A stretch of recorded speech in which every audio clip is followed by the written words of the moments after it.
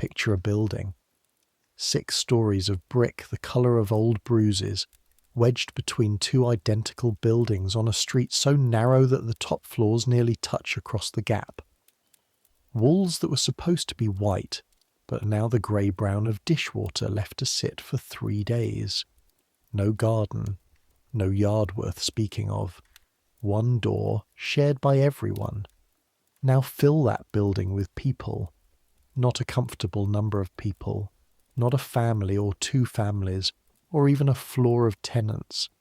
Fill it with 312 people. Families stacked on top of families. A room the size of a modest pantry containing a mother, a father, 4 children, an elderly grandmother, and sometimes a boarder who pays 6 cents a week to sleep on the floor by the door. Add a basement that floods when it rains, which means it floods roughly 4 days out of every 7.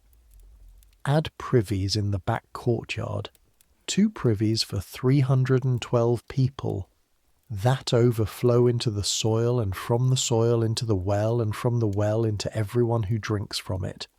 Add pigs, yes, actual pigs, rooting through garbage in the alley. Add rats in the walls, which you hear every night scratching their way through the dark. Add air so thick with the smell of human bodies and cooked cabbage, and something you can never quite identify but suspect is disease itself wearing a physical form. That's 5 points. New York, 1853.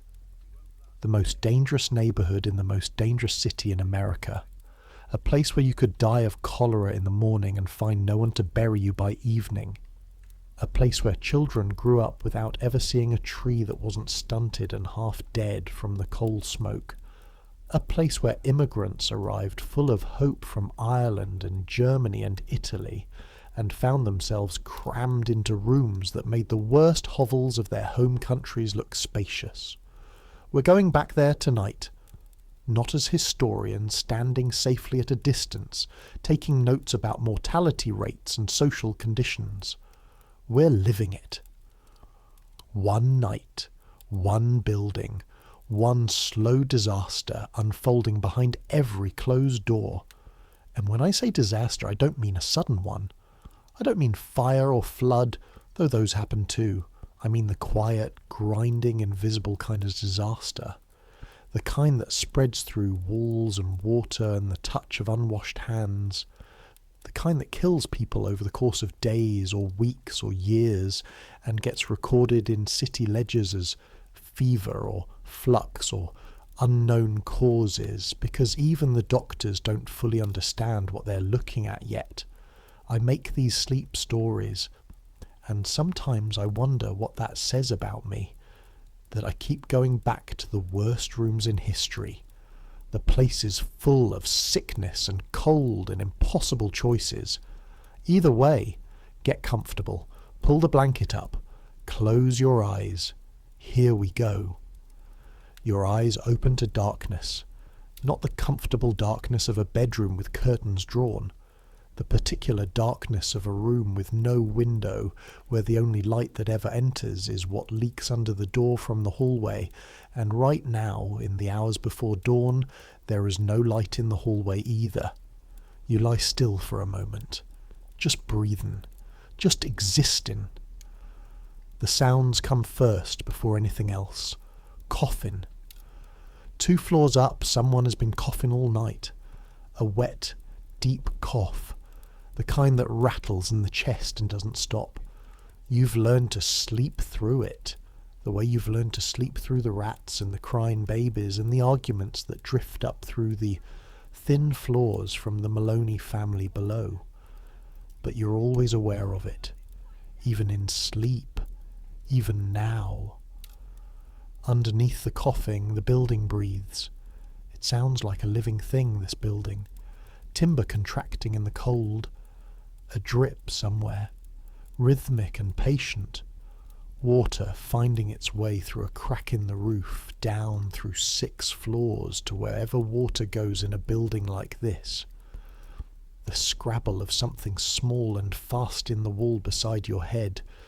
You don't look toward it. You've stopped looking. And the smell. This is the thing nobody tells you about back home in County Cork. Back home, when the talk turned to America, to New York, to the streets of gold, to the opportunities waiting like ripe fruit, nobody said anything about the smell.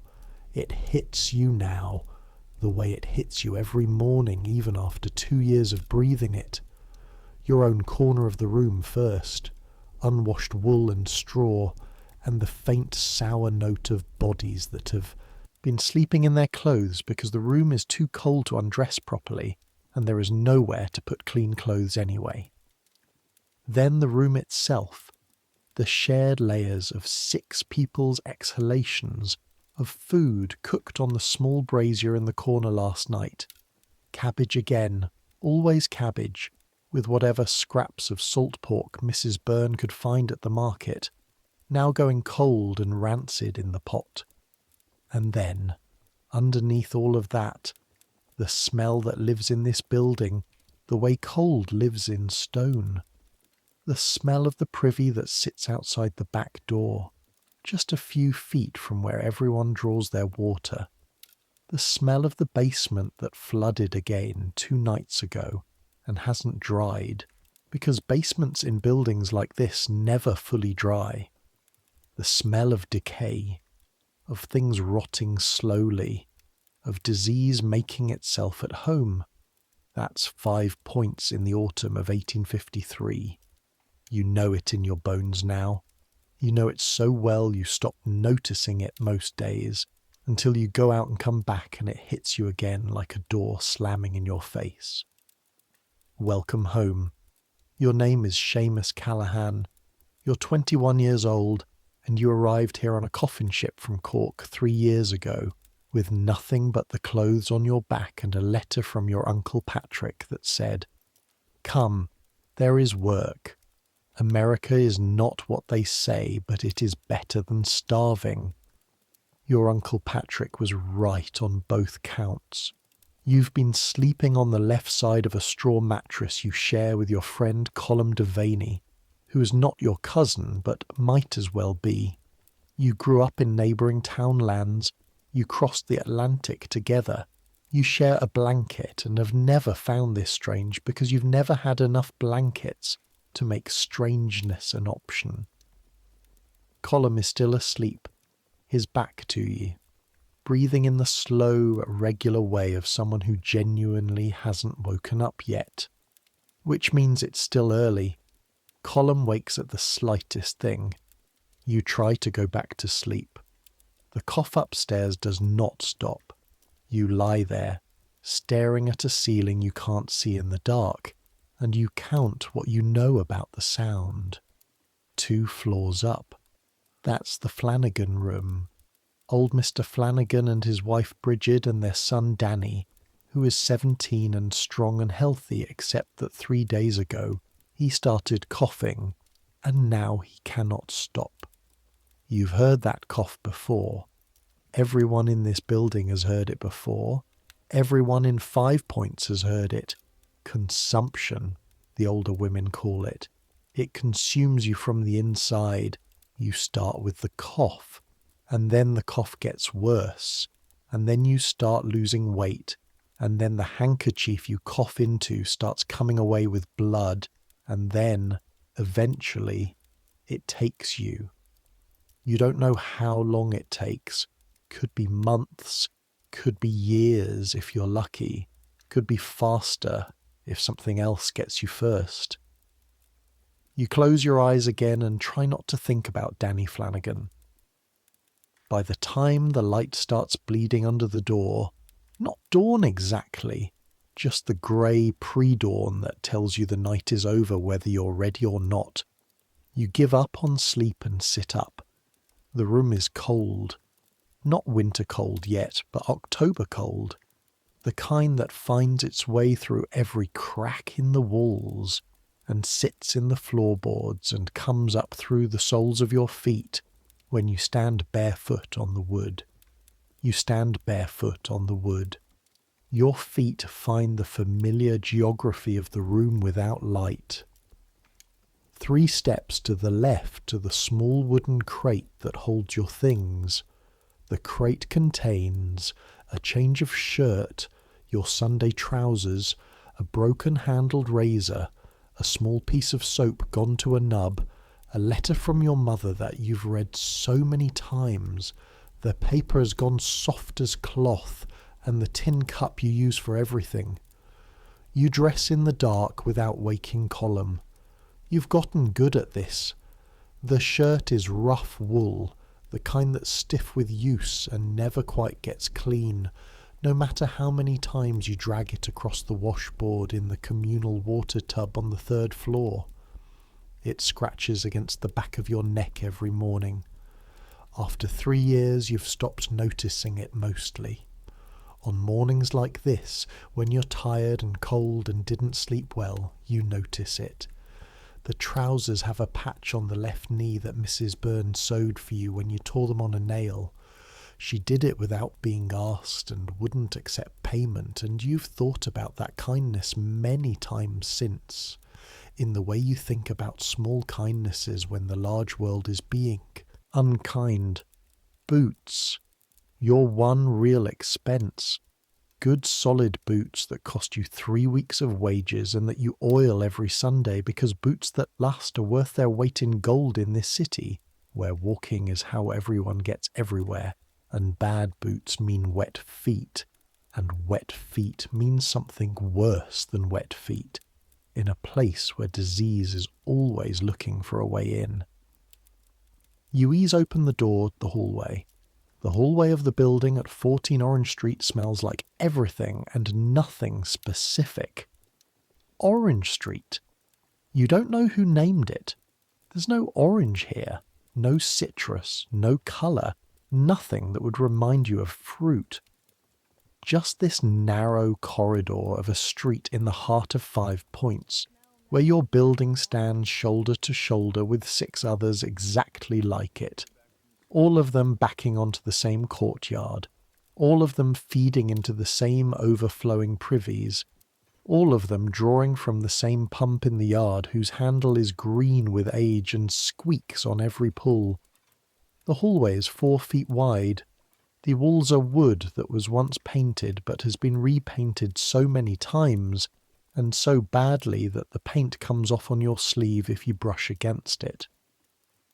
A single candle stub burns in a bracket at the end of the hall. One of the tenants puts it there every morning as a communal kindness, though the bracket is so low that the light barely reaches the doors on either side. Mrs. Kowalski from the room across the hall is already up. You can hear her moving behind her door, the scrape of the water basin being lifted, the sound of something being poured. She has 3 children and a husband who works the docks, and she is always the first person moving in the morning, because she is always the last person in her family to sleep.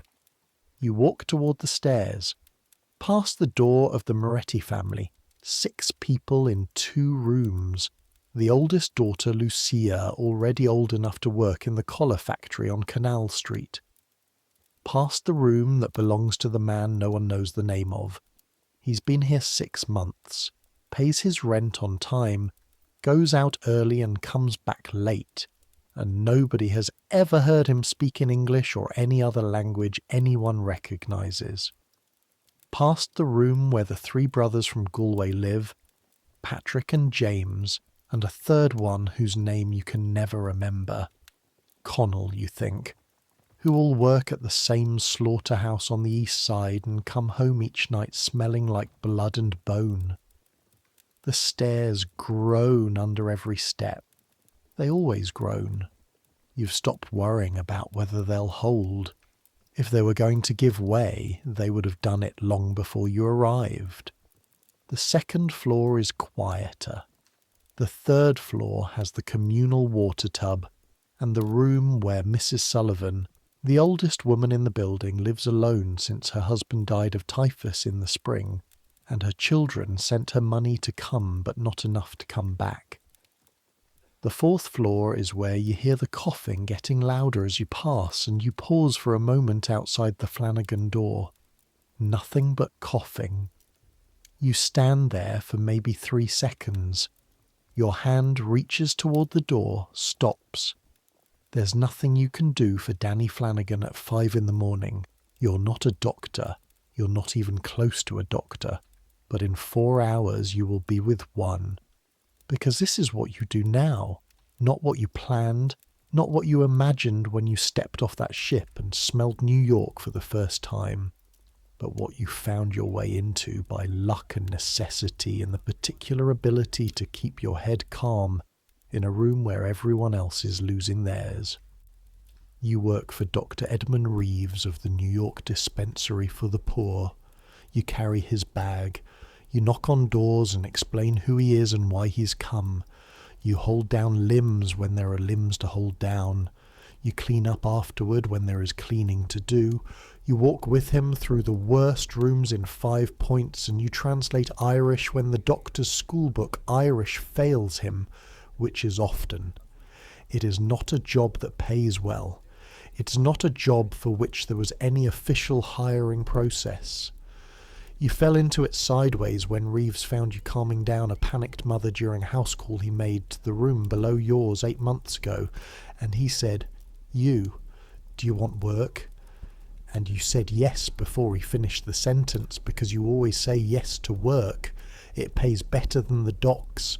It doesn't smell as bad as the slaughterhouse, and it has taught you things about this building, about this neighborhood, about this city, that nothing else would have. Mostly it has taught you how much dying happens behind closed doors in 5 Points, and how little of it anyone outside these streets ever notices. The courtyard behind the building is the worst part of every morning. You have to cross it to get to the street. There's no other way out of the building except through the front door, which is blocked most mornings by whatever has been deposited there overnight. Garbage, sleeping bodies, once an entire broken cart that took 3 men to move. The courtyard in October smells like mud and rot and the privies that stand against the back wall. 2 privies for 312 people. One of them has a broken door that's been broken since June, and nobody has come to fix it, and nobody expects anyone to come to fix it. The landlord is a man named Griggs, who lives on 4th Avenue and owns 11 buildings in this neighbourhood. You have never seen him. His rent collector, Mr. Peel, comes on the 1st of every month, a thin man with expensive shoes and a handkerchief held permanently near his face, and takes the money and makes notes in his ledger and leaves as quickly as he can. The rent is $2 a month for your room. $2 for 6 people, which sounds affordable until you understand that $2 in 1853 is roughly what a labourer makes in 3 days of heavy work, and there are weeks when the docks are slow or the factories have laid people off, and $2 is everything, and everything is what stands between having a room and not having a room. Nobody complains too loudly about the privies. Nobody pushes too hard about the broken door or the flooding basement, or the section of roof on the 6th floor that leaks so badly that the Doherty family on the 6th floor have learned to position their sleeping bodies based on a mental map of where the drips fall. You don't push, because if you push, Mr. Peel marks you as difficult, and if you're marked as difficult, you find yourself without a room, and being without a room in 5 Points is worse than being in the worst room in 5 Points. This is the calculation everyone in this building runs every day. This is the quiet arithmetic of poverty. How much can I tolerate without saying anything, and how much is too much to tolerate? And where exactly is that line? And is today the day I find it? Most days the answer is, not today, not yet. You pick your way across the courtyard, stepping around the worst of the mud and out through the alley onto Orange Street. Orange Street at 5:30 in the morning looks like the aftermath of something. The garbage that accumulates each night hasn't been cleared yet. Won't be cleared by the city. The street cleaning in 5 Points is, to put it charitably, theoretical. Won't be cleared by the residents either, because the residents are exhausted and there is nowhere for the garbage to go anyway except the street or the alley or the courtyard that you just came through. A dog is working its way methodically along the gutter, pushing through a pile of what appears to be cabbage leavings and something you don't look at too closely. The dog looks thin. Most animals in 5 Points look thin. But the street is already alive with people, which never stops surprising you, even at this hour, even in the half-light before dawn. The woman from the building across the street is hanging laundry from her window on a line that runs to a post. Damp grey things that will not dry properly in this weather, that will smell of mould by the time she brings them in. A group of men are moving in the direction of the waterfront with the particular gait of people who've already been walking for 20 minutes and have another 20 to go. 2 children are sitting on a step sharing something from a paper wrapper. You can't tell if it's food or something they found, and they look up at you with the flat, watchful eyes of children who have learned early not to expect anything from strangers. 5 Points is a neighbourhood that never quite starts or stops. It just continues at various levels of intensity around the clock. The name comes from the 5-pointed intersection where Anthony Street meets Cross Street, meets Orange Street, meets Little Water Street, meets Mulberry Street. There's a small square there called Paradise Square, which is possibly the most ironic name in the geography of New York. It is a rutted, muddy, often flooded space surrounded by groggeries and dance halls and the worst tenements in the city. In summer it fills with children. In winter it fills with men who can't afford the groggeries but can't bear to go back to their rooms. You've heard that Charles Dickens came to see 5 Points when he visited America. Came to see it as a spectacle, with a police escort, because even in 1842, 5 Points was famous enough to be on a tour of American horrors. He wrote about it afterward, called it a place of darkness and misery. That was 11 years ago, and nothing has changed except that more people have arrived, more buildings have been subdivided further, more children have been born into those subdivisions, and the mortality rate has continued doing what mortality rates do in 5 Points, which is climb. You turn left toward Mulberry Street and walk toward the dispensary. The cold finds your neck above the collar of your coat. You pull it tighter, which doesn't help much but feels like doing something. The New York Dispensary for the Poor on Worth Street is a narrow building between a dry goods store and a printer. It is open 6 days a week, and on some Sundays when the city is in crisis, which lately has been more Sundays than not, Dr. Reeves is always there before you.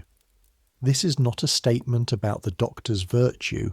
It is a statement about the fact that the doctor lives 6 blocks away in a building that has real walls and a real door that closes properly, and a room that is just his, and that those 6 blocks take him considerably less time to walk than it takes you to get from Orange Street to Worth Street, because his 6 blocks go through streets that don't require stepping around a collapsed drunk at every corner. He's bent over his desk when you come in, writing in that tight, precise hand of his, filling in yesterday's patient register. He doesn't look up when the door opens. Seamus. Dr. Reeves. Did you sleep? Well enough. This is your morning ritual. He asks if you slept. You say well enough.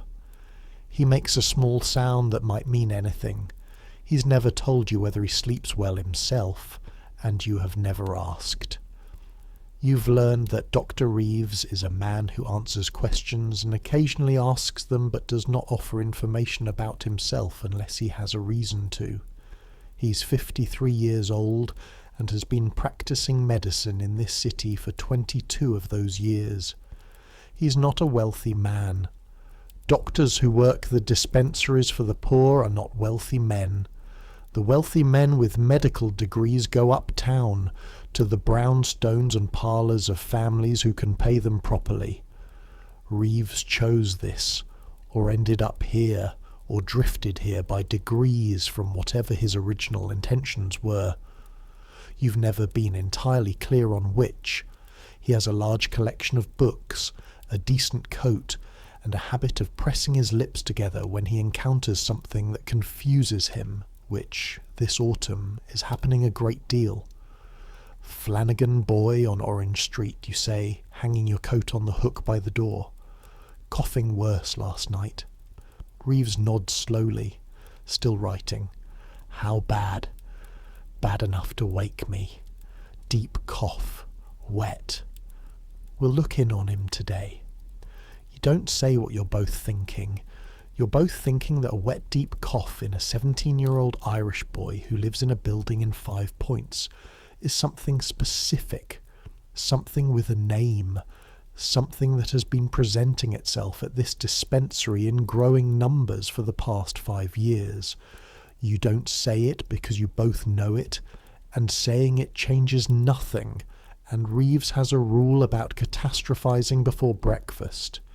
He pours you a cup of tea from the pot on the small iron stove in the corner.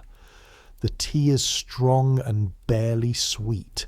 You've told him before that in Ireland tea that isn't sweet enough to stand a spoon in isn't tea, it's just hot water. He thinks this is funny. He makes it sweet enough to stand a spoon in anyway, which is the kind of silent concession you've come to recognise as his version of caring.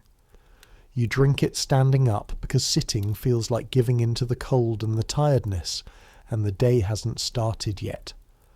On the desk between you, spread open to yesterday's entries, the patient register. 12 cases of fever, 4 cases of the cough, 2 cases of what Reeves is documenting as diarrhea of unknown origin, 1 broken arm from a fall at the dockyard, 1 woman with burns from a cooking accident, the small dangerous braziers everyone uses because they can't afford proper stoves, 1 infant with eyes so swollen they're nearly closed, which is something that happens when infants live in rooms with inadequate ventilation and chronic damp, and parents too exhausted to notice until the infant stops sleeping properly. 12 cases of fever. This is the number that Reeves has been watching for 3 weeks. It started with 2, then 5, then 8, now 12, and something in the pattern of them, the part of the neighbourhood they're coming from, the particular wells they're drawing from, is making the line between Dr. Reeves's brows deeper each morning. We'll start on Mulberry Street, he says, closing the register. Mrs. Carrigan? Mrs. Carrigan first, then the building at 11, then Orange Street in the afternoon. He pulls on his coat with the deliberate movements of a man who has done this 10,000 times and does not rush because rushing has never, in his experience, helped.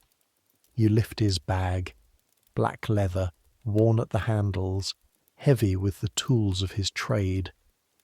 You know what's inside. The stethoscope, a relatively new instrument that Reeves adopted enthusiastically in the 1840s, and that still gets suspicious looks from some of his older colleagues. Quinine for fever, laudanum for pain, bandages, a lancet, though he uses it less and less. He's quietly sceptical of the bleeding that some of his colleagues still practice, though he hasn't abandoned it entirely. And when he does use it, he watches the patient's face in a way that suggests he's not sure it's helping. A jar of chalk mixture for stomach complaints, various herbs in paper packets, and a small notebook separate from the patient register that he carries in his coat pocket and writes in throughout the day, in handwriting so small it's nearly illegible. You've seen it but never read it. You suspect that notebook is where Reeves keeps his actual thoughts, as opposed to his official ones. "Ready?" he says. "Ready." You follow him out into the morning. Mulberry Street is wider than Orange Street, which is not saying much. The buildings are taller, some of them. The neighbourhood has layers. The closer you get to the better streets, the newer the buildings, the cleaner the steps. But Mulberry Street, deep in the 5 Points grid, is not close to the better streets. The sound of the street is different at 7 in the morning than it was at 5:30. The city has woken up properly now. Carts everywhere, horses, the clatter and noise of commerce beginning its daily grind. A knife grinder is already working on the corner, his wheels spinning, the sound of metal on stone cutting through the other sounds like something physical. Street vendors with their calls, fresh water if you don't have access to a pump, hot corn wrapped in cloth, newspapers, live chickens in crates, a woman arguing in German with a man in English about something to do with a cartwheel. The air tastes like coal smoke and something else. Something you've stopped being able to name precisely. Not garbage exactly. Not the privy exactly. Just the ambient smell of a lot of people living very close together without adequate infrastructure. It's the smell of 5 Points, the way the smell of salt is the smell of the ocean. It permeates everything. It's always there. Most of the time you stop noticing it, and then something makes you notice it again. Today something makes you notice it again. You pass a building at the corner of Mulberry and Cross that has a window on the ground floor standing open. Unusual at this temperature. Through the window, even at a quick glance, you can see a room with 4 people visible, 3 adults and a child, and the smell that comes through the window is wrong in a way that's hard to articulate, but immediately recognizable once you've encountered it before. You've encountered it before. You look at Reeves. He's already noted the open window. His stride hasn't broken, but something in his posture has shifted. A slight tightening, an increase in attention. "After Mrs. Carrigan," he says. "You keep walking." Mrs. Carrigan lives on the 3rd floor of a building that was originally a warehouse. The ceilings are 12 feet high, which in a different context would be magnificent, but which here means that heat rises and never comes back down, and the rooms are cold in a way that even a fire barely touches. Her room is in the back, away from the street, which means she gets no morning light. She's been getting no morning light for 3 years. She's 64 years old and came from Sligo and is one of the toughest people you've ever met in your life. She's also sick. She's been sick since August, with a fever that comes and goes, breaks in the afternoon, returns by midnight, soaks her bedclothes so thoroughly that she's taken to spreading them over the chair to dry each morning and sleeping on the bare straw. She's lost weight she didn't have to lose. She's lost the particular vitality that used to come off her like heat. The way she'd be at the door before you knocked. The way she'd have a comment ready before you'd finish speaking. Now she opens the door slowly and looks at you both with eyes that are bright with fever, in a face that has become angular and tired. "Himself has come again," she says. "To Reeves, not to you." "How are you feeling this morning, Mrs. Carrigan?" "How am I feeling?" She moves back to let you in. The room is dense with the smell of a sick room that has been a sick room for a long time. The particular smell of bodies and illness, and the camphor cloths that someone, probably her daughter, has draped over the window frame on the theory that camphor drives away bad air. The theory is wrong. But you don't say this. Nobody says this. Miasma, bad air, is what everyone believes causes fever. Miasma is what the medical establishment teaches, what the newspapers cite, what the city's health inspectors look for when they come to 5 points, which is when things have gotten bad enough that they cannot plausibly avoid it. The miasma theory says that disease rises from the filth and rot, from the garbage in the street, from the privies, from the decay in the walls, and floats through the air and enters the body through the nose and mouth. This is not entirely wrong. The theory gets at something real, the connection between filth and disease. It just has the mechanism wrong. It's not the smell that makes you sick. It's what's in the water. It's what's on your hands. But nobody knows this yet. Not quite. Not with certainty. Not in a way that changes practice. Not even Reeves, though you've seen him looking at the pattern of his cases with a frown that suggests he suspects the explanation he's been given isn't the full one. Mrs. Carrigan sits on the edge of her bed. You stand near the door with the bag.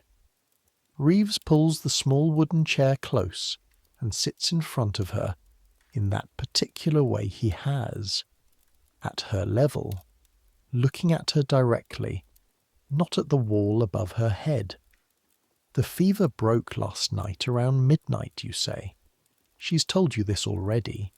In the 3 seconds between the door opening and Reeves speaking, a communication compressed into a look that passed between you.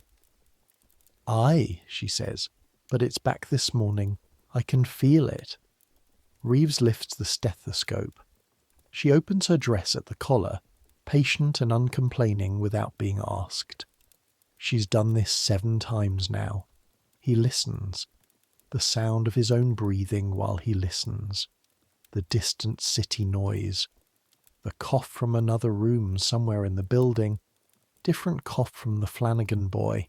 Shorter and harder. Your chest is clearing, he says, which may be true, but the fever concerns me still. He takes her temperature with the clinical thermometer he started using 2 years ago, a long glass tube of mercury that he places under her tongue for 3 minutes while he watches his pocket watch. This instrument also gets sceptical looks from some of his colleagues, who feel the physical examination of the pulse is sufficient. Reeves trusts numbers. He writes them in his small notebook. 102 degrees. He writes it down. He writes down the date. He writes down the look of her eyes. Bright, which means fever, and the slight yellowness around the whites, which means something else. Something he hasn't named out loud yet, but that he looks at for a fraction of a second longer than he looks at everything else. The quinine, he says to you. You open the bag and produce the small bottle. The quinine is for the fever. It works. Or it works on some fevers. Or it works for reasons no one fully understands, in the way that most things in medicine in 1853 work for reasons no one fully understands. You pour out the measured dose into the tin cup you've carried from the bag. Always the same cup. Always washed between patients at the water trough outside each building, a practice that Reeves instituted over the quiet protest of some of his colleagues who feel that the cup is the cup, and washing is an affectation. Mrs. Carrigan takes the cup and drinks without comment. Is Bridget coming today? Reeves asks. She said she would. Bridget is the daughter who works at the collar factory and gives her mother half her wages and visits on Thursdays. Good, he makes a note. Keep drinking the water we discussed. From the pump on Baxter Street, she says, with the slight firmness that tells you she's heard this before and hasn't been doing it. The pump on Baxter Street, Reeves confirms, not the Orange Street pump. A small silence. That pump is closer. I know it is. The Baxter Street pump. The water tastes the same. Reeves presses his lips together. This is what you've watched him do all autumn. Try to explain to people who have enough to worry about already why they should walk an extra 4 blocks for water, when the reason he's giving them is that the closer pump seems worse, based on a pattern he can see in his notebook but can't fully explain, in a theory he suspects but can't prove. He doesn't have the evidence yet. He has a pattern. He has instinct.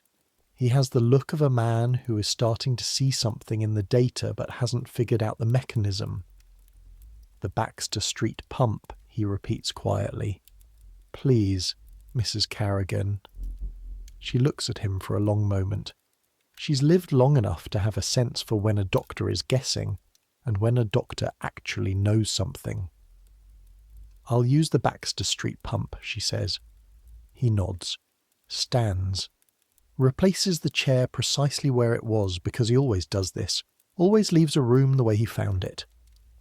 I'll look in again on Thursday, he says. I'll be here. Yes, he says, you will. Which is, for Reeves, something close to a joke. Mrs. Carrigan gives a small snort, which is, for Mrs. Carrigan, something close to a laugh.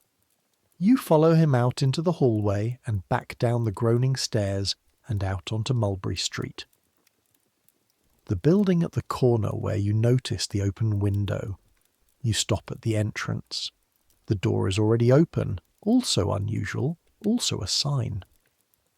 Buildings in 5 points keep their doors closed against the cold and the street noise and everything else. An open door means either someone has just left in a hurry or someone stopped caring. Reeves looks at the ground floor window.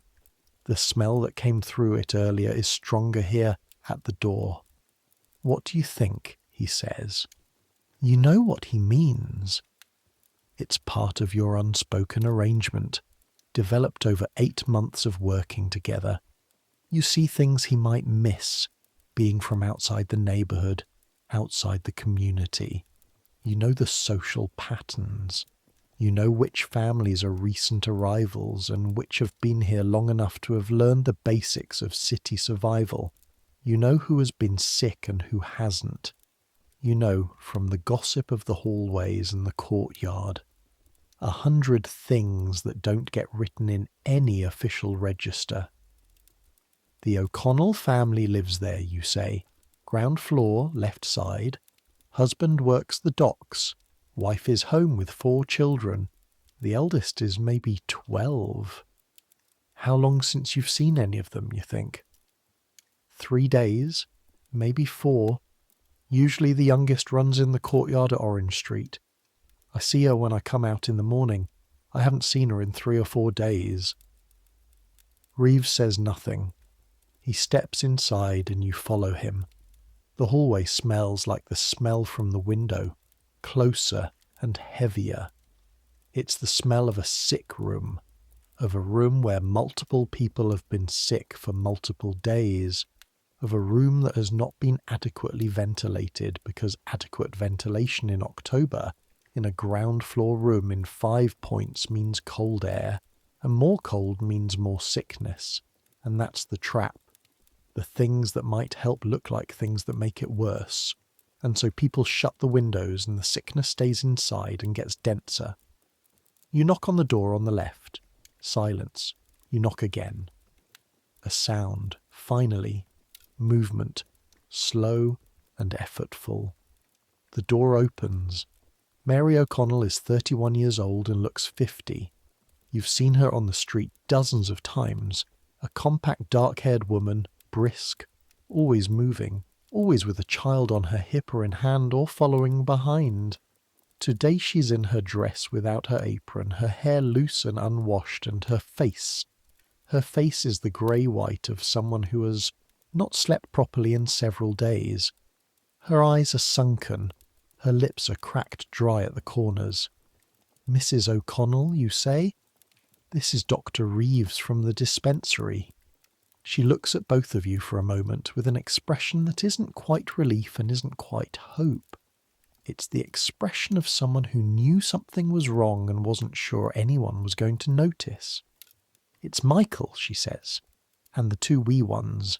And James, my husband, he's been off work since Monday.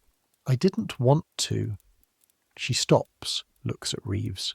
I didn't want to bother anyone. You're not bothering anyone, Reeves says. May I come in? She stands back from the door. The room is a box of approximately 12 feet by 15 feet. In it, a bed against the wall, a smaller bed, more of a pallet. Along the other wall, a crate that serves as a table, 2 wooden chairs, a brazier that has gone cold, and 4 people in varying stages of being unable to stand up. The smell. This is the thing that grabs you by the shirt and turns you around. The smell. You've been in sick rooms before. You've been in rooms with fever, with consumption, with the various respiratory ailments that crowd through these buildings in cold weather. You know what sick smells like. This is something specific. It's the smell of the illness called cholera. You don't know the word yet. The disease is known. The word is known. The epidemic of 1849 killed 5,000 people in this city and is part of every immigrant's memory of their arrival. But you haven't encountered it up close before. You know the general smell in the abstract way. You know most of the information Reeves has given you as something to be aware of and not panicked by. Up close, it is not abstract. It has a particular quality to it, sweet and wrong, like fruit that has turned, but also sharp, almost chemical, in a way that goes into the back of your throat and sits there. James O'Connell is on the bed, and he is clearly not well. The greyish cast to his skin, the way he's curled, his knees toward his chest. The 2 small children on the pallet, 4 and 6, you think, are lying still in a way that children that age normally don't lie still. Michael, the eldest, he's sitting in the corner, upright, which makes him the most intact person in the room. He looks at you when you come in with eyes that are both too old and too frightened for his 12 years. When did your father start being sick? Reeves asks. Sunday, Michael says. First, just with his stomach, being sick, and then he glances at his mother. The looseness, Mary O'Connell says. Her voice is steady. This is a woman holding herself together by sheer force of character. The terrible looseness and the cramps. He was crying with the cramps. Reeves has moved to the bedside. He takes James O'Connell's wrist, checks the pulse. You can see from his face what he's finding, which is either too fast or too weak. He looks at the man's hands. The skin, you notice, is slightly wrinkled, like hands that have been in water for too long. The skin of a man who is severely dehydrated. The children, he says. Since yesterday, Mary O'Connell says. The same. And you? A slight pause. I feel not right, but I've kept it. The cramps came this morning, but I've kept it. She's kept it. She means she hasn't been sick yet in the way her husband and children have been sick. Her body is fighting harder, or she's earlier in the progression. Either way. You look at Michael. Did you drink from the Orange Street pump this week? He looks at you, startled by the question. Yes. Yesterday morning. I carry the bucket up. I always... When did your father start being sick? Sunday. And Sunday was 3 days ago. And Monday was the day you started noticing more cases in the Orange Street area in Reeves's register. You look at Reeves. He's looking at you. Seamus, he says, his voice very level. Go to the pump. Look at the area around it. I'll be here. He doesn't explain what you're looking for. He doesn't need to. The pump on Orange Street stands in the centre of the courtyard that serves 3 buildings. Yours at number 14, the building at number 16, and the newer building at number 10 that was a stable 3 years ago, and is now a tenement because someone in this city is always ready to convert anything into a tenement if there's a profit in it. The pump is a cast iron affair, taller than your waist, with a long curved handle that takes both hands to work properly. It stands on a brick platform slightly raised from the surrounding courtyard. The bricks are green with moisture and algae. They're always slightly damp because the pump drips between uses and the water has nowhere to go except into the bricks and then into the soil beneath. Beneath the pump, below the bricks, below the soil, the pipes that bring the water from wherever it comes from. The building was connected to the Croton Aqueduct system, the grand engineering project that brought water from the Croton River in Westchester County to New York City, finished in 1842, one of the great triumphs of civic infrastructure. In theory, the water that comes out of this pump is Croton water, clean water, the water that ended the cholera epidemic of 1832, before it really started, or so the story goes. But the pipe that connects this pump to the Croton system runs underground through soil that has been absorbing the overflow from the privies for 20 years. This is what you're looking at. This is what you're looking for. The ground around the pump base is darker than the surrounding courtyard. Not just damp, that's normal, but a specific darkness that has a slightly iridescent quality in the morning light, like oil, except it isn't oil. The smell in the immediate vicinity of the pump is not the same smell as the rest of the courtyard. It's sharper, more specific, more like the smell in the O'Connell room. You squat down and look at the mortar between the bricks of the platform. There are cracks. Of course there are cracks. There are always cracks in buildings like this, in infrastructure like this, because nobody maintains it properly, because maintenance costs money that the landlord has decided not to spend. The cracks run from the platform into the surrounding soil, and the surrounding soil, you can see this even without digging, is saturated. Not with water from the pump, with something that has come up from below, from the privy system that runs 6 feet beneath this courtyard. A system that was never designed for 312 people, but serves them anyway because that's what this place does. Puts the wrong things in the wrong places and calls it workable. The privy runoff has found the crack. You look at this for a long moment. Your hands are on your knees and your face is close to the ground, and the smell is very specific and very present. This is not how disease works according to the official theory.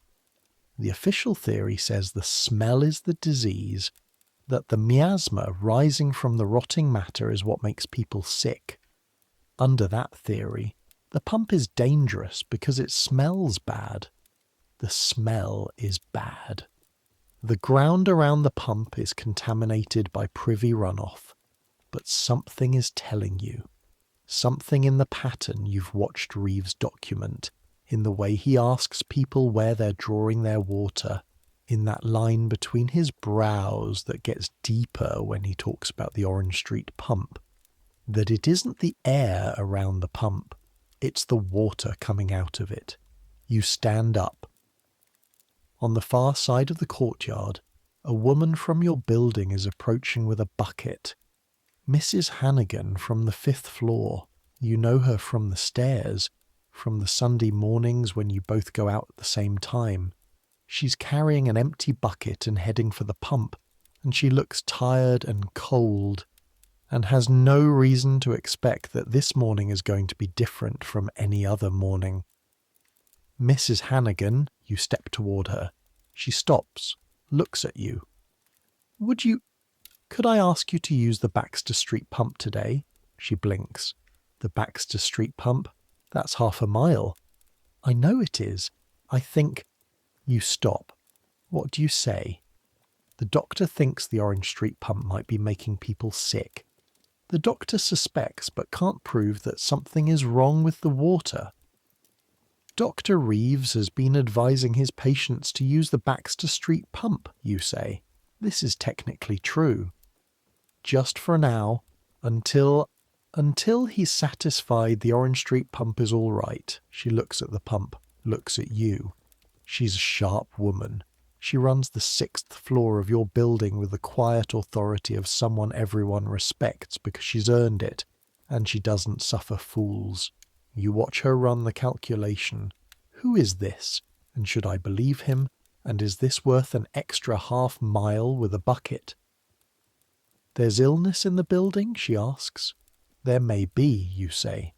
The O'Connell family at number 12 and I don't know yet. Dr. Reeves is with them now. A moment. What kind of illness? You hold her gaze. The kind that requires the Baxter Street pump. She understands. She's old enough to remember 1849. Everyone in this neighbourhood is old enough to remember 1849. Without another word, she turns around and goes back through the gate with her empty bucket. You watch her go.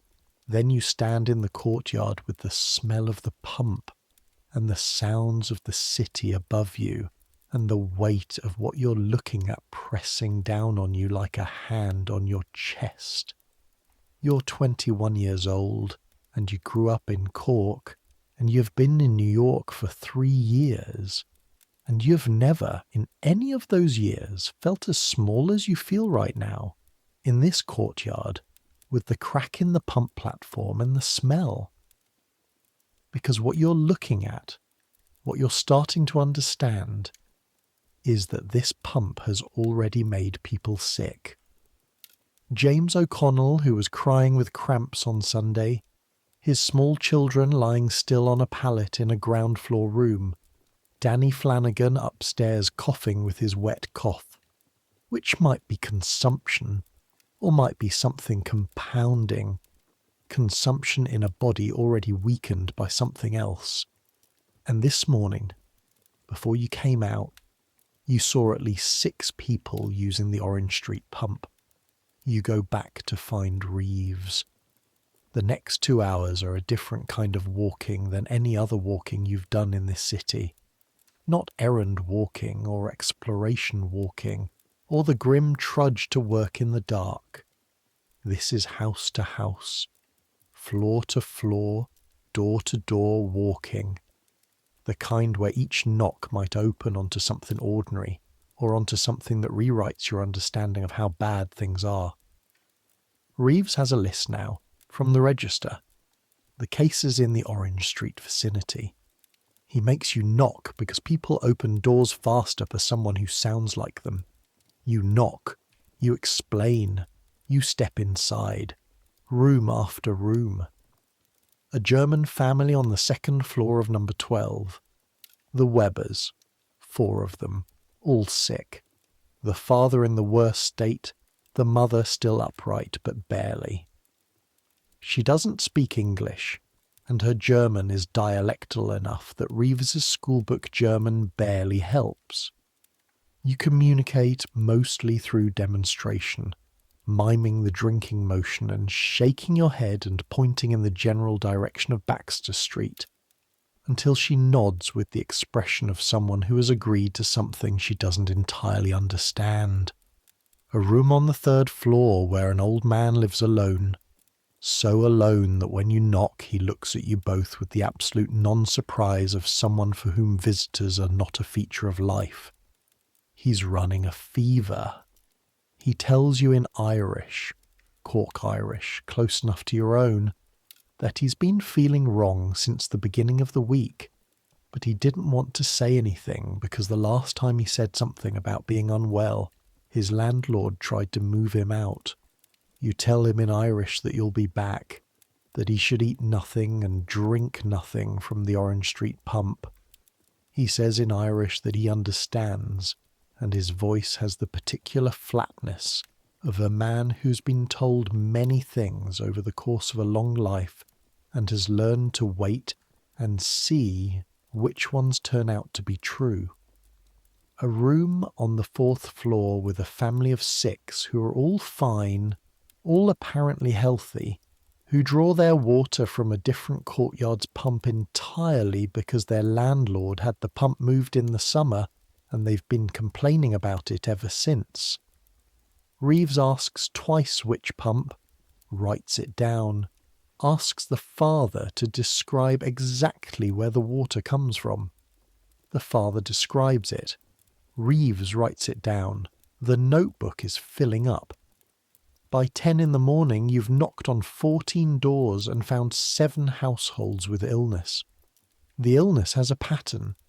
It clusters around the families that draw from the Orange Street pump, the families that draw from other sources, the Baxter Street pump, the delivery water sellers who come through with barrels on carts, are not sick. The pattern is not subtle. If you wrote it out on paper, drew a circle around every sick household and every well household, the pump would be in the centre of the sick circle like the hub of a wheel. Reeves knows this. You can see him knowing it in the way he holds the notebook, in the way he stops writing between doors and looks at the page without turning it, just looking at what's there. How many people use the Orange Street pump, he asks. From those 3 buildings? 100, 150. He makes a sound. Not a word, just a sound. In 1849, you say, and you can say this because he's told you the history. He talks while he works. It's how you've learned most of what you know about medicine in the past 8 months. They thought it was the dock workers bringing it off the ships. Yes, Reeves says. They fumigated the ships, and the ships didn't stop it. No, Reeves says. If it was the air, the miasma, you couldn't stop it by closing a pump. No, Reeves says. A silence.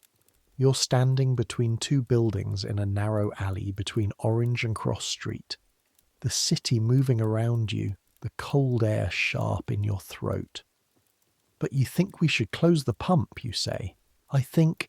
He stops, presses his lips together. I think we should advise people not to use the pump. I don't have the authority to close it. The Board of Health. The Board of Health. He gives you a look that says he heard your tone and doesn't entirely disagree with it. The Board of Health is a body that exists in New York City, and that in theory exists to address situations like this, and that in practice is composed of men who would rather not alarm property owners or disrupt commerce, and who therefore interpret situations like this as situations that require further study before any action that might be misinterpreted as alarmist. I'll file a report, he says. When? Today, when we're done? And the pump? He holds the notebook for a moment, looks at it.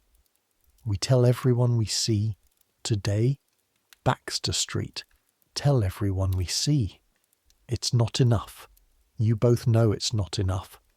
There are people using that pump right now who you haven't spoken to and won't get to today, and the pump will keep working because the pump doesn't know it's doing anything wrong, and the crack in the platform will keep letting in what it's letting in, and Reeves will write his report to the Board of Health, and the Board of Health will study it. But it's what there is. All right, you say, let's keep going. By noon you have not eaten, and the cold has crept inside your coat and settled somewhere in your lower back in a way that makes you aware of it with every step. You stop at a street cart near the corner of Mulberry and Bayard that sells hot soup. Real soup. Not the watery thin stuff at the cheapest establishments, but something that smells like actual meat and vegetables for 3 cents. You buy 2 cups, hand one to Reeves without asking, and stand at the edge of the pavement and drink. The soup is hot. This is its primary virtue, and it is sufficient, hot and salty, and with enough substance to remind your body that it has been operating for 6 hours on nothing but tea. Reeves wraps both hands around the tin cup and stares at the middle distance with the expression of a man running calculations. "I want to show you something," he says after a while. He pulls the notebook from his pocket and opens it to a page near the back. On this page there are dots, marks made with his small pen, arranged on what you realise is a rough map of the 5 Points neighbourhood. The streets are drawn in pencil, the major landmarks indicated by letters, and the dots are clustered. "Every case of this illness I've documented in the past 6 weeks," he says. "The dots form a pattern. You can see it immediately without being told. The way the dots thicken around one area, spreading out from it like ripples from where a stone falls in water. The centre of the ripple is Orange Street. In London," Reeves says, not looking at you. "A colleague of mine. I've been in correspondence with John Snow. The name means nothing to you. You file it. He has a theory, a hypothesis. That cholera is transmitted through contaminated water, not through the air, through ingestion of water that has been polluted with the waste of the sick." You look at the dots on the map. He can prove this. He's working on proving it. He has a case study in Soho, a pump on Broad Street. Reeves pauses.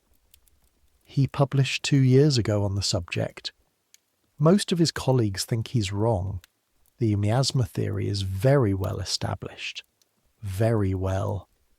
There's a particular flatness in his voice when he says this.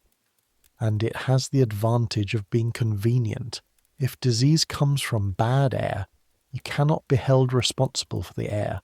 But if disease comes from contaminated water, if a specific pump in a specific courtyard is causing specific deaths, then someone is responsible for that pump. You think about the crack in the platform, about the privy runoff in the soil, about the landlord who lives on 4th Avenue and has never been to this courtyard in his life. Someone like Griggs, you say." Reeves closes the notebook, puts it in his pocket, picks up his soup again. "I'm not a lawyer," he says. "I'm a physician. I document what I see, and I do what I can. The Board of Health..." He stops himself. "Yes, someone like Griggs. You drink your soup. A child runs past you chasing something, a ball or an animal, moving so fast that the tails of their coats stream behind them. Alive and careless and running. The ordinary miracle of a body in good health. The report, you say. What will it say? It will say that the evidence suggests a localized outbreak of cholera in the Orange Street vicinity, centered on the communal pump at number 14, that I recommend immediate inspection of the pump and cessation of its use pending that inspection. That affected families should receive treatment at the dispensary and should be advised on hydration and..." He stops again. His voice has taken on a slight mechanical quality, the voice of a man dictating to himself.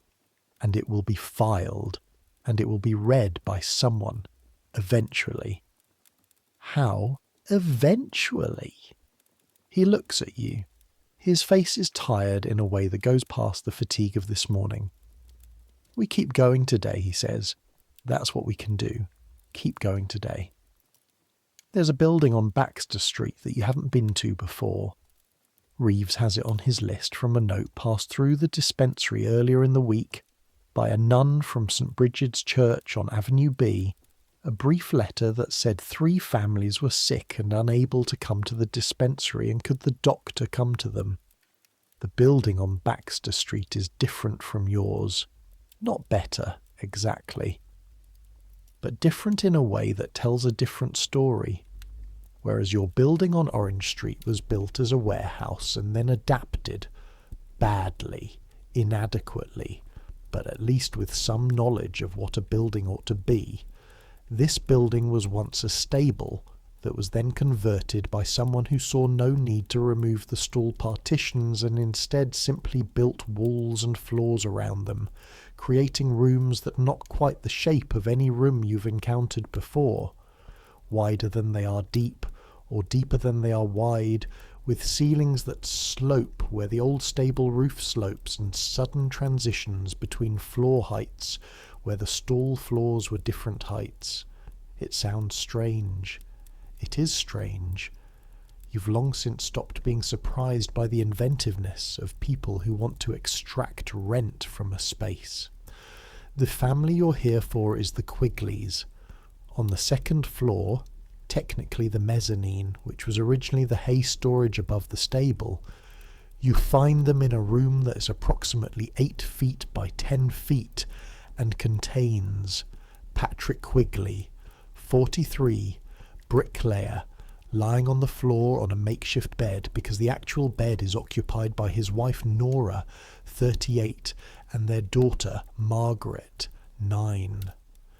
Patrick's son Thomas, 17, is sitting against the far wall with his knees drawn up and his face pressed against the back of his hands. Thomas is healthy, or trying to be. He's been sitting here for 3 days, which is how long this has been going on, doing what he can in a room where there is not much he can do.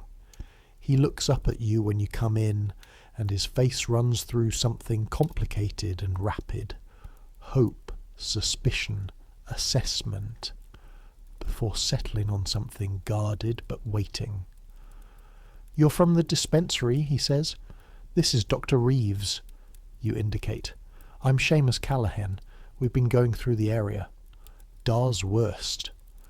Thomas stands up, slowly, with the careful deliberateness of someone who's been sitting in one position for a long time and has gone half numb.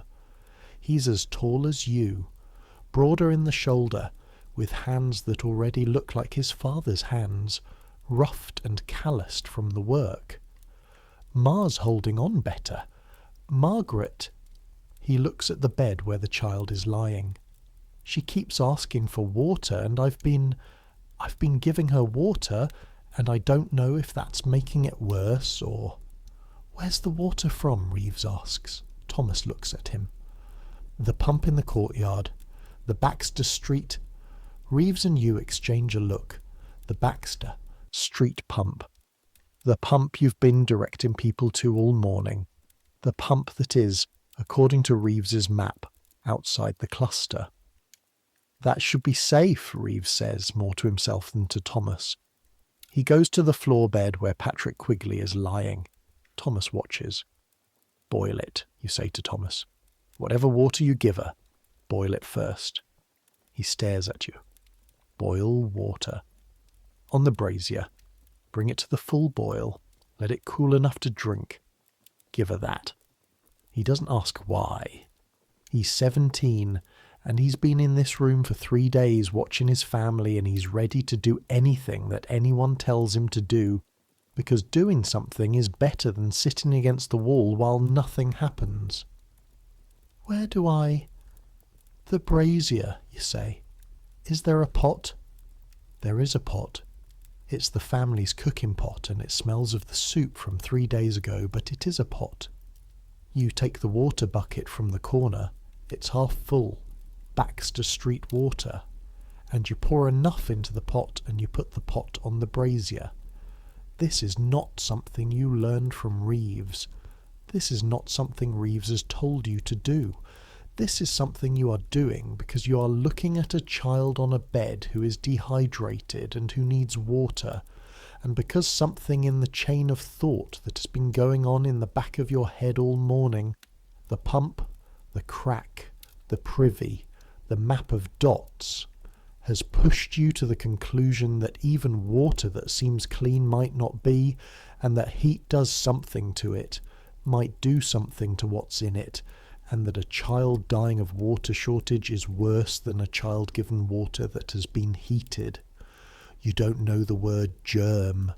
The word won't be common for another decade. You don't know about Pasteur or Koch or the mechanisms of bacterial contamination.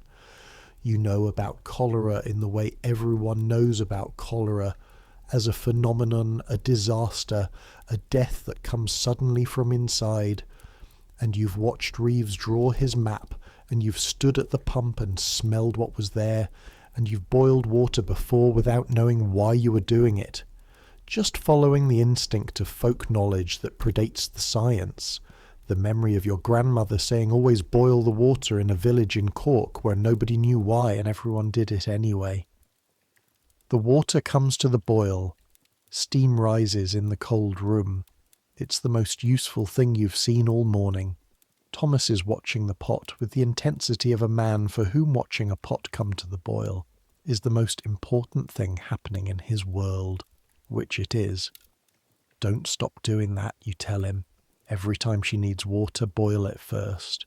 And Dr. Reeves will tell you what your father needs. You leave Thomas watching the pot and go back to help Reeves. Patrick Quigley is in a worse state than the O'Connells. The particular greyness of the skin on his hands and face slightly puckered, the eyes sunken, the voice when he speaks barely above a whisper. Reeves is taking his pulse, which by his expression is not strong. How long since he's kept anything down? Reeves asks. Thomas answers from across the room. Since Sunday. He can't. Everything he takes in comes back out. Reeves makes a note. He has a treatment for this. A mixture of salt and sugar and water that he started using earlier this year. Cautiously, when he came across a description of it in a letter from a colleague in India, where cholera is endemic. It's a practical solution to the practical problem of dehydration. Replace what the body is losing by making the replacement easier to absorb. It is not standard practice. It is not what most physicians in New York are doing. Most physicians are trying emetics or purging or calomel mercury compounds, which make the dehydration worse and sometimes hasten what they're trying to prevent. Reeves has his own views on calomel. He keeps them mostly to himself in professional settings and expresses them to you on long walks between houses in the terse and precise manner of a man who has spent 20 years watching things happen and forming opinions about them. He gives the formula to Thomas. Salt, about this much. He shows the amount with his fingers. And sugar, twice that amount, dissolved in a full pint of boiled water. Give it to your father in small amounts, not a large cup at once. Small amounts frequently. Thomas is writing this down on the back of a piece of paper with the stub of a pencil he produces from somewhere. The act of writing it down, of converting the information into something permanent, is so earnest and so concentrated that you have to look away. What about my mother? The same, and the child. And will they? He stops. His face does something brief and involuntary. I don't know, Reeves says. Which is true, and it is the honest answer, and it is not the answer Thomas wants, but it's the one Reeves always gives because he considers false reassurance a form of harm. But hydration is the most important thing. Fluids in as much as you can manage, as often as you can manage. The body needs time and it needs not to be drier than it already is. Thomas nods, writes the last word. I'll come back tonight, Reeves says. If things get worse before I come back, send someone to the dispensary. He pauses at the door. You've been sleeping?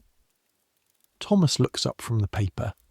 His face says the obvious thing, which is, have you seen this room? Sleep when you can, Reeves says. You're no good to them collapsed. And then you're back in the stairwell, and then in the street, and the city is going on around you in the way the city always goes on, loudly and indifferently, and with complete ignorance of the rooms behind the doors it passes. You take the long route back to Orange Street because you want to see the building from outside. You've lived there for 2 years and you've never really stood on the street and looked at it. You always enter it and leave it as quickly as possible, the way you do with places that are simply containers for your life rather than things you look at.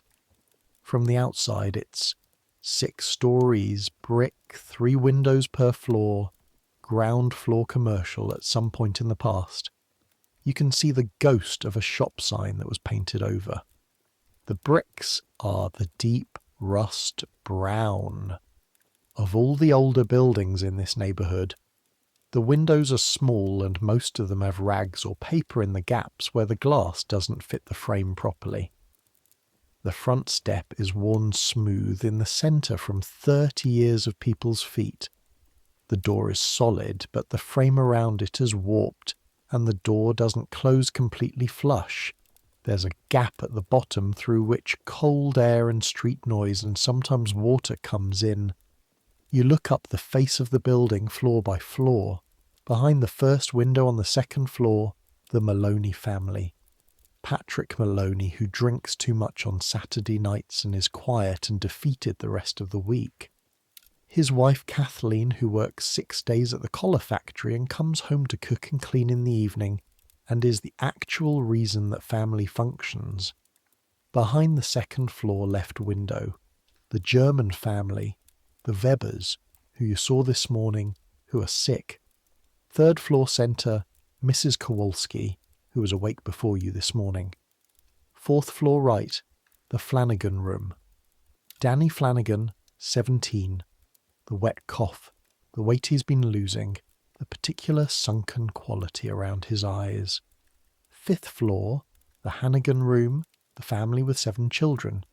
Sixth floor, the Doherty family who sleep with a mental map of where the drips fall. And somewhere in all of those floors, behind all those windows, the water pump in the courtyard connecting to all of them.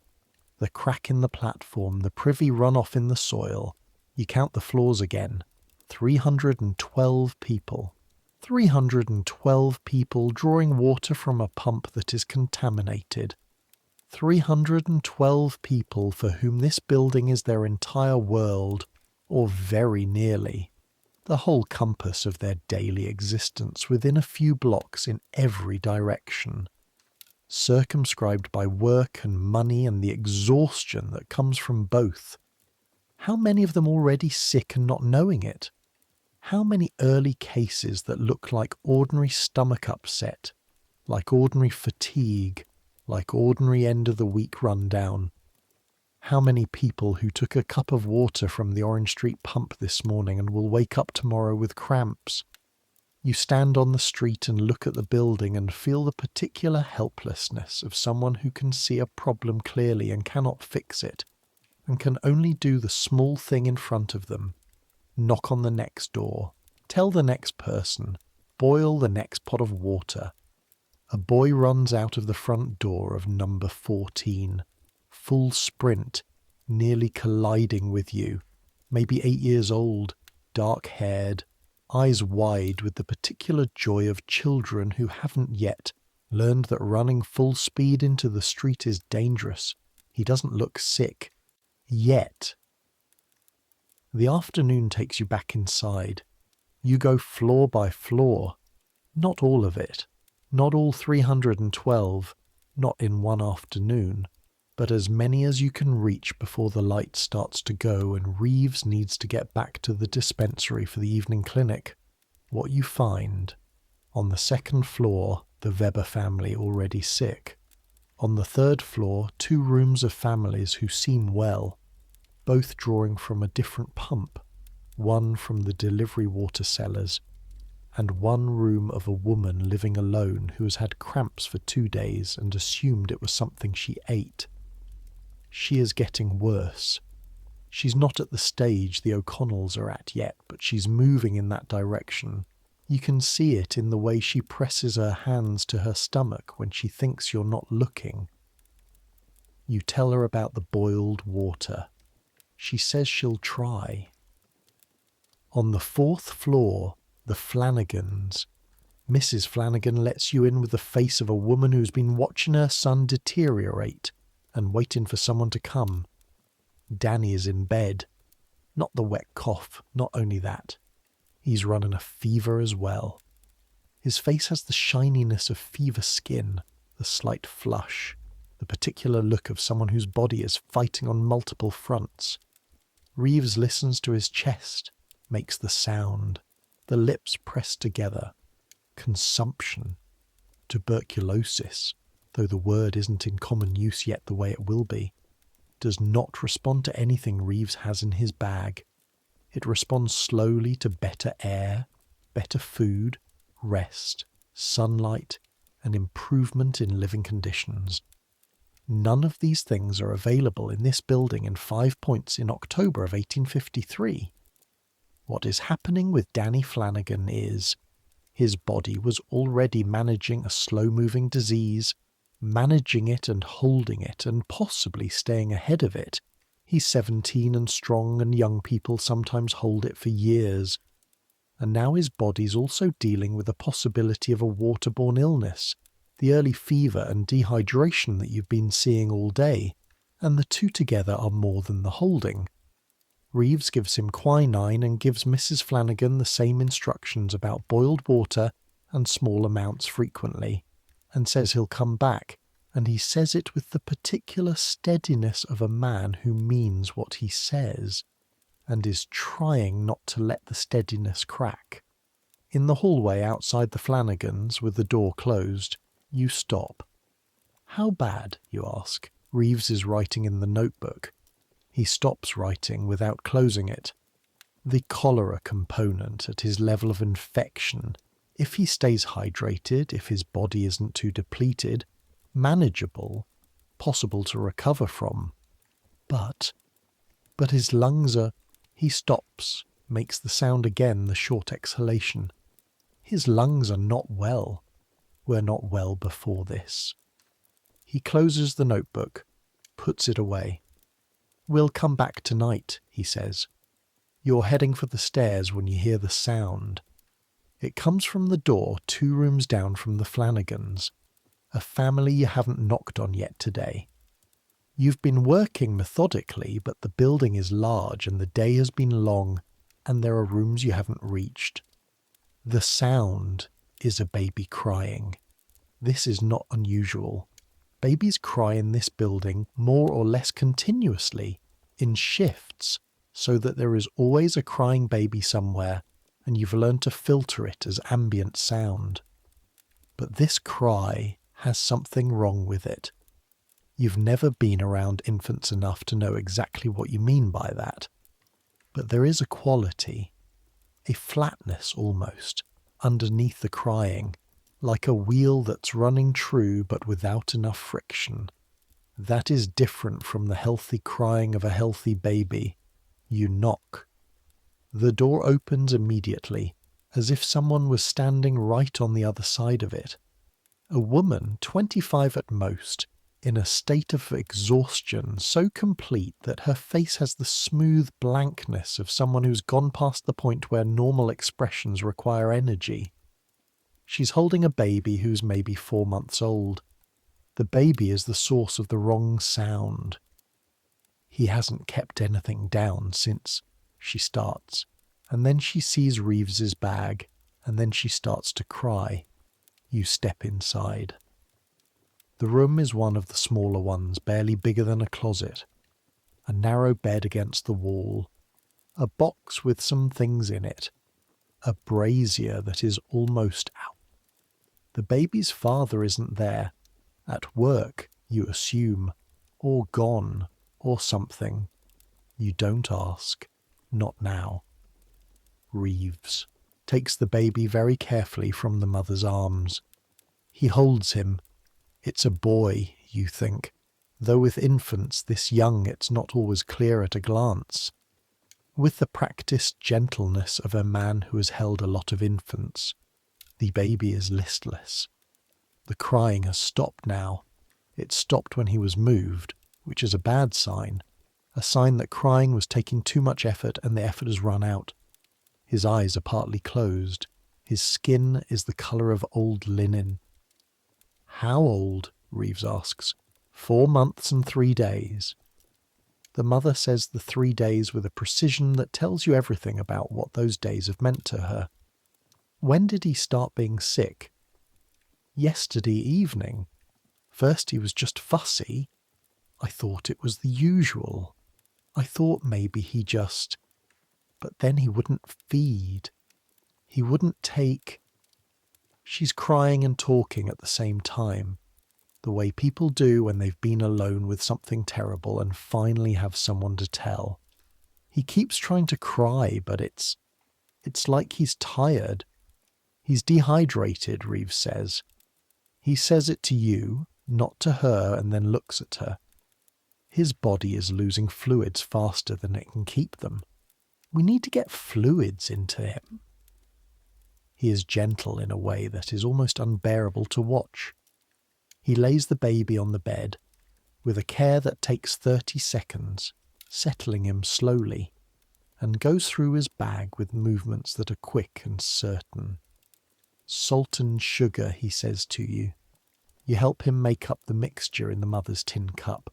Smallest amounts, a spoon nearly. The mother watches with her hands pressed together at her chest. Feed this to him, Reeves says to her. A very small amount at a time, not all at once. Every few minutes a very small amount. Keep doing it. If he keeps it down, keep doing it. All night if you have to. She takes the cup with shaking hands. Willie, I don't... Reeves says, but this is the right thing to do. Keep doing it. He gives her the formula for the mixture so she can make more when the cup runs out. He tells her about boiling the water, the Baxter Street pump, he says, not the Orange Street pump. She nods at everything with the focus of a woman memorizing the most important thing she's ever been told. Is there anyone who can be with you tonight, you ask? She looks at you, shakes her head. You think about the Flanagans across the hall, the Webbers on the floor below, Mrs. Carrigan on Mulberry Street, the Quigley family on Baxter Street. Mrs. Hannigan, you say, 5th floor of this building. Knock on her door and tell her Seamus sent you. Tell her what's happening. She'll help. She nods, looks at the baby, looks back at you. Thank you, she says. So simply it's almost worse. You follow Reeves back out into the hall, and you stand at the top of the stairs for a moment and you both breathe in the particular darkness of the hallway. That baby, you say. Yes, Reeves says. What's his chance? Reeves is quiet for a long time. The treatment is right, he says finally. The treatment is the right one. If she does it consistently, if he can hold even a small amount, infants are more fragile than adults, but also, sometimes, they surprise you. He starts down the stairs. Come on, he says. We're not done yet. You are not done yet. The dispensary in the evening. The report written out in Reeves's precise hand. 7 pages. Documented cases. The map of distribution. The correlation with the Orange Street pump. The recommendation for immediate inspection. Sealed and addressed to the Board of Health. A runner takes it at 7 in the evening. The Board of Health will receive it in the morning. There will be a meeting. There will be a discussion. The discussion will centre on whether the evidence is conclusive, whether the correlation is definitive enough, whether there are confounding factors that explain the distribution, whether closing a pump will cause a public panic disproportionate to the risk. You know this because Reeves tells you this as he writes, the running monologue of a man who has been here before. In 1849, he says, dipping his pen, I wrote to the board 3 times before anyone came to look at the neighbourhood. 3 times. And by the time they came, we'd already had 100 deaths. He doesn't say it bitterly. He says it the way a man says the sum of a calculation that he already knew was going to come out wrong. How long before they come this time? He blots the ink, looks at the page. I'd like to say it'll be different this time. I have a better case. The evidence is more specific. He picks up the pages, taps them straight against the desk. But it depends on whether the men who receive this have any imagination. Whether they can look at a map of dots and understand what it means before they've lost enough people to prove it beyond argument. He puts the pages in the envelope, seals it. So we don't wait, you say. He looks at you. No, we don't wait. By 9 in the evening, you've been moving for 16 hours. Your feet ache in a way that has settled past the acute phase into something steady and dull. A presence in both heels and the outer edge of your left foot where your boot rubs on a long day. Your lower back has the tight particular pain of too much forward lean, over sick people in low beds and on floor pallets. Your hands are cold even though you've been inside most of the afternoon. The buildings are cold, most of them. The brazier's barely making a dent in the October chill. You eat nothing for 6 hours between the soup at noon and the bread and cold meat that Reeves's housekeeper leaves out for him, and that he divides with you without making anything of it. The way he divides the tea every morning, just the silent fact of it. You eat standing at the dispensary table while Reeves updates the register. 23 cases now, in the register, the ones you found today, plus 2 more who came into the dispensary on their own. A man from the building at number 16 Orange Street, a woman from Mulberry who'd been feeling wrong for 2 days and finally came in when the cramps got bad enough. Both confirmed the same water source. 23 cases. In 1849, the epidemic that took 5,000 in New York City started with 37. I should go back to the building tonight, you say. Reeves looks up. Tonight? Danny Flanagan. The baby on the 5th floor. The woman alone. The one with the cramps. He's quiet for a moment. I'll come. You don't have to. I'll come, he says again.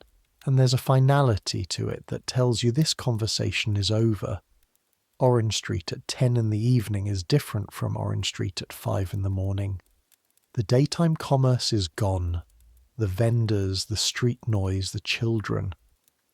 What's left is the residue, garbage and mud and the low-level movement of the night. Figures in doorways, the sound of tavern noise from somewhere nearby. A dog that follows you for half a block before deciding you're not interesting. The building at number 14 is half dark. Some windows have light behind them, candles or small oil lamps, and some are dark already. People asleep or simply lying in the dark, conserving the candles they can't afford. You knock rather than announce yourself. The front door is, as usual, not fully shut, so you push it open and knock on the frame and call up the stairs to say it's the doctor. A head appears over the railing 3 floors up. Mrs. Hannigan. She's got a candle in her hand. 3rd floor, left side, she says, without being asked, already knowing why you're here. Mrs. Reardon with the baby. She came to me at 7, like you said. I've been with her.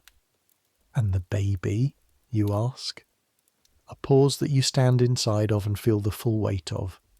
Still with us, Mrs. Hannigan says. He took some of the mixture, a little. He's taken a little. You breathe. The Flanagans? Reeves calls up. Danny had a bad spell around 8. Quieted down since. His mother's with him. Reeves nods at you and you start up the stairs. The night in the building is different from the day. The noises that disappear are the occupation noises, the sounds of people living, of commerce and children and work coming home. What remains is the body sounds, breathing through walls, the occasional cough, Danny's cough, still present, still the same deep wet sound, the particular movement sound of someone turning in a bed. the way straw shifts and boards creak and the building absorbs the fact of 312 people trying to rest. And the other sounds, the ones that tell you which rooms are sick tonight. A low moan from behind the Weber door on the second floor. Nothing from the Reardon room on the third floor. No crying, which could be good or very bad. But Mrs. Hannigan is in there. You saw her light go in when you passed, and she's the kind of woman who would come into the hall if things got worse. The kind of woman who is already the real architecture of this building, the person the building runs on. You sit for a while on the top stair outside the Flanagan door and listen.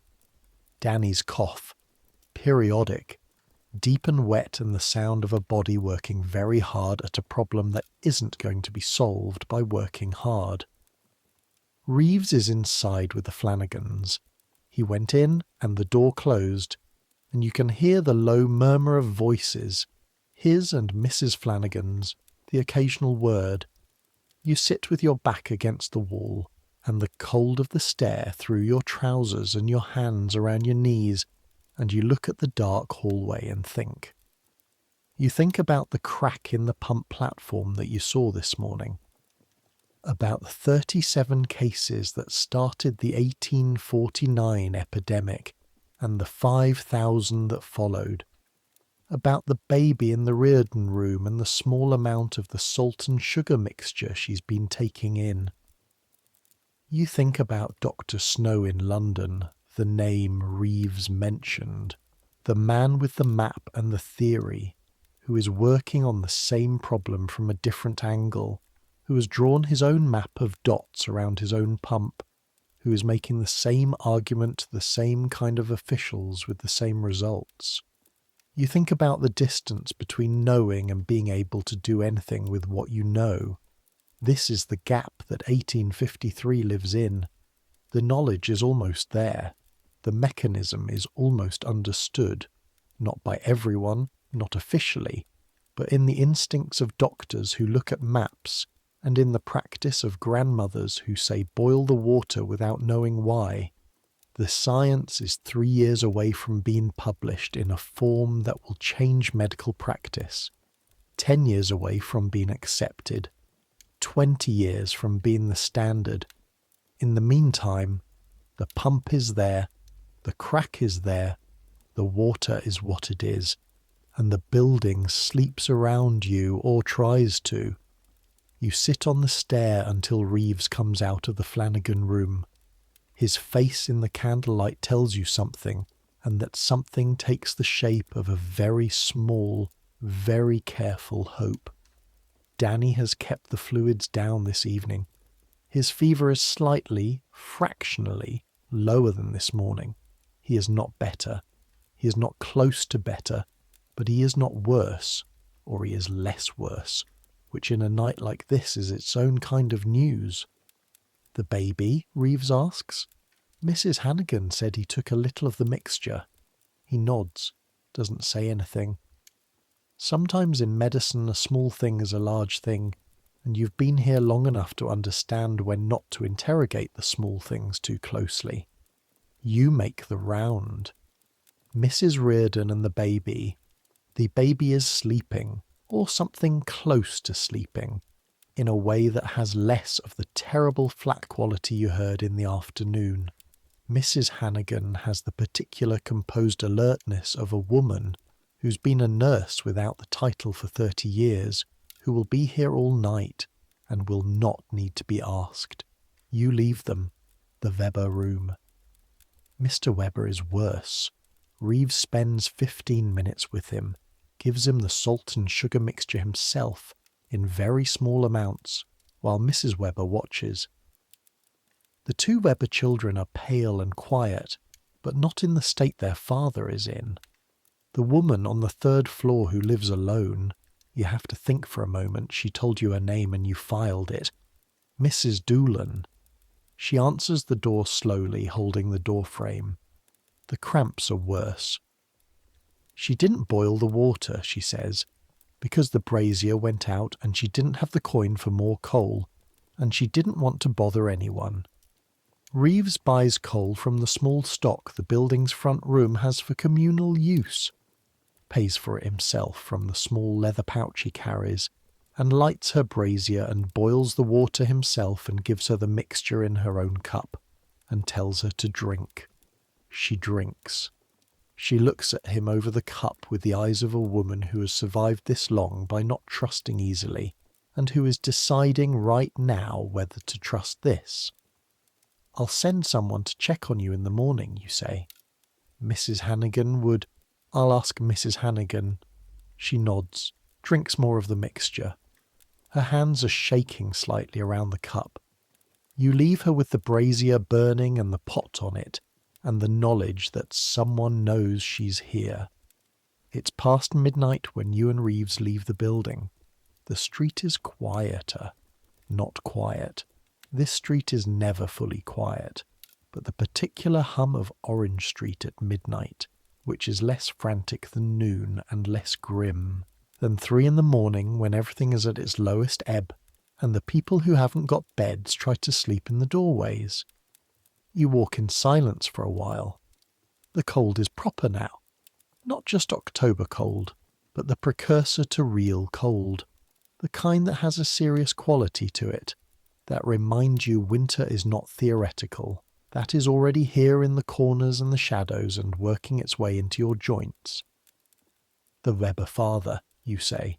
Reeves walks, doesn't stop walking. "I know." "How much time does he have?" "I don't know. A day or 2 if we can't—" He stops. "If we can get more into him, if his body responds." But, a pause.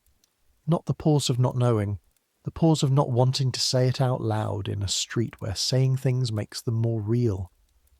Cholera takes strong men very quickly when it's had a few days. He's 40-something. He was healthy before this. That works for him. A stronger body, more reserves. But he's had this for 4 days and he's severely dehydrated and... He stops. "We'll see what the morning brings." You know what he's doing. You've watched him do it all day. Hold 2 things at once. The honesty about how bad things are, and the refusal to stop working as if they might be better. Both at the same time. Not hope exactly. Not the blind kind. More like the professional decision to proceed as if improvement is possible, because proceeding as if it isn't helps no one. You've been trying to learn to do that. You're not very good at it yet. "The Board of Health," you say. The report is with them. If they close the pump tomorrow, we stop the new infections. The people already sick. He gestures slightly. They're already sick. Closing the pump helps the people who aren't sick yet. How many of them? Everyone in those 3 buildings who hasn't drawn from it in the past week. Every person who's going to come and fill a bucket tomorrow morning. You think about the line you saw at the pump this morning. 6 people before 7 o'clock. And if they don't close it tomorrow? He says nothing for a moment. Then we keep going. That's all there is. We keep going. You leave Reeves at the corner of Mulberry and Worth Street, where he turns north and you turn back toward Orange Street. The walk back alone is different. Not dangerous exactly.